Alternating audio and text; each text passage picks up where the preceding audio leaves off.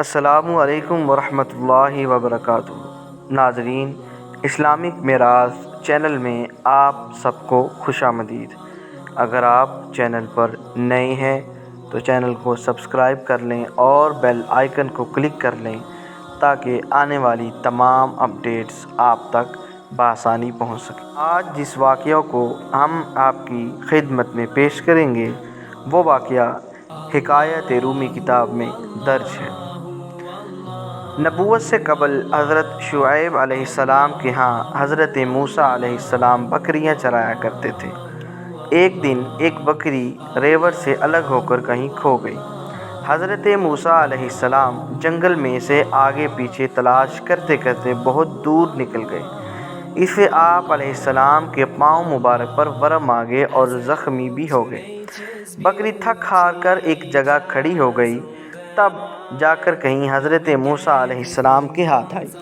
آپ علیہ السلام نے اس پر بجائے غصہ اور زد و کوب کرنے کے اس کی گرد جھاڑی اور اس کی پشت اور سر پر ہاتھ پھیرنے لگے، ماں کی ممتا کی طرح اسے پیار کرنے لگے۔ باوجود اس قدر اذیت برداشت کرنے کے ذرہ برابر بھی اس پر کدورت اور غیظ و غضب نہ کیا، بلکہ اس کی تکلیف کو دیکھ کر آپ علیہ السلام کا دل رقیق ہو گیا اور آنکھوں میں آنسو آ گئے۔ بکری سے کہنے لگے، فرض کیا تجھے مجھ پر رحم نہیں آیا، اس لیے تو نے مجھے تھکایا اور پریشان کیا، لیکن تجھے اپنے اوپر رحم کیوں نہ آیا؟ میرے پاؤں کے آبلوں اور زخموں پر تجھے رحم نہ آیا تھا، کم از کم تجھے اپنے اوپر تو رحم آنا چاہیے تھا۔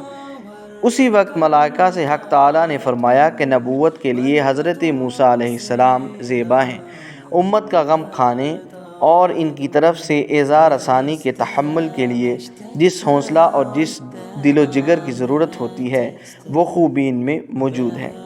نبوت سے قبل تقریباً کئی نبیوں نے بکریاں چرائیں، کیونکہ بکریاں اکثر مختلف جانب بکھر جاتی ہیں، ان کے جمع رکھنے اور نگرانی میں پریشانی ہوتی ہے۔ اس کام کے لیے دل و دماغ کا قابل برداشت ہونا ضروری ہوتا ہے۔